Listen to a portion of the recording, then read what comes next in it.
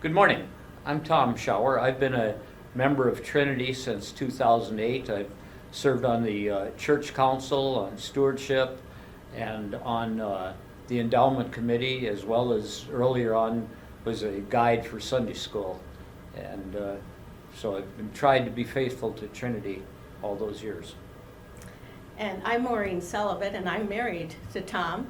I've been involved in Trinity since we started here. I've chaired fellowship, personnel, stewardship, and I have a heart for the ministries that Trinity has outside of the church building. When Kristen asked me if I would give a testimony about tithing, it was an easy answer. I just said no. After about a week of not thinking about it, I realized that I and everyone else needs to be saying yes to requests to help the church. So the first hard question, do I tithe on a gross or net or before taxes or after taxes? The question has a very easy answer. Pick any one you like and get started. If you pick the lowest number, you will still be quite a bit ahead of where you are currently, and it will let you ease into the program of giving. Some important things to consider. These items have often been referred to as grandma's common sense. You are not giving a portion of your money, you are effectively managing the gifts God has given you. If that doesn't apply, then this whole discussion does not apply. Along with the plan to give 10%, you need to also plan to save 10%. Joseph was not a genius. He was just explaining God's plan to the Pharaoh. We will all have less productive years, and we just don't know when they will be. Whatever you are giving and saving, you need to do the giving first, and then plan and spending based on what's remaining. If you give and save first, you will soon find that you do not miss anything. Personally, well, in the Army, I had an opportunity to own some farmland near my hometown. At that time, I made a commitment to give 10% of the gross to my home church. The farm lost money every year until I sold it, but I never missed the money I gave to the church. When I married Maureen, she insisted that we need to work the plan to donate at least 10% across the board. I was managing the books, so I would try to do something at the end of the month. And guess what? It didn't work.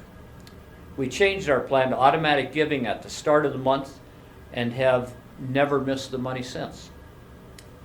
Changing how you approach giving can be a scary thing for the first month or two, but it is a freeing thing after that.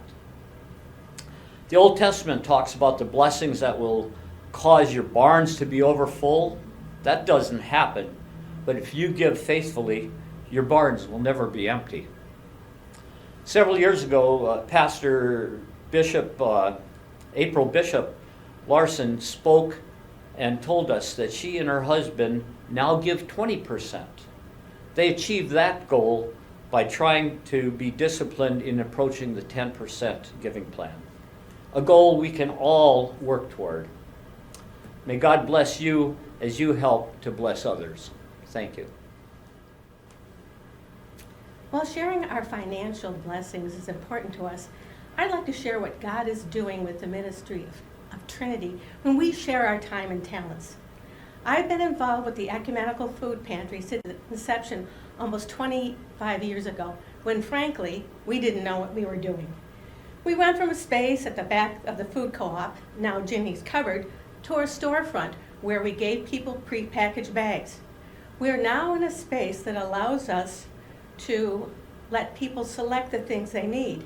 Inviting people to make their own choices provides them with dignity. We have often prayed for guidance and sometimes for money. There was an almost invisible hand of God in the decision-making of the board members from the 4 churches who started this shared ministry.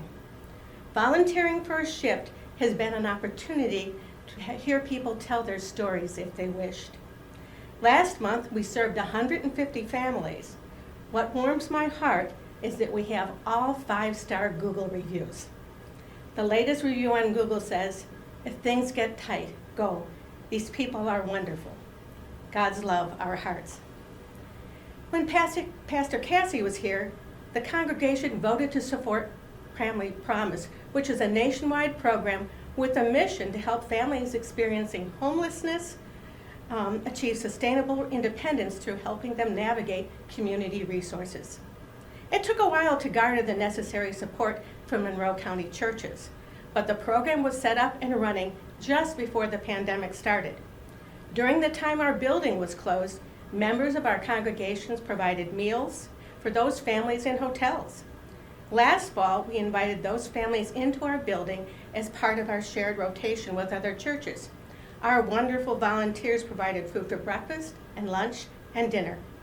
Our latest success story is a family with 5 children who was new to the area camping in the backyard of a family member. Through the network of churches, we were able to find a landlord who took a chance on the family and offered help in finding employment. Today, both parents are employed with good jobs and a house big enough for all of them and their dog. God's work, our hands. I'm not an exceptional cook, but I can organize other volunteers. What talent do you have to share?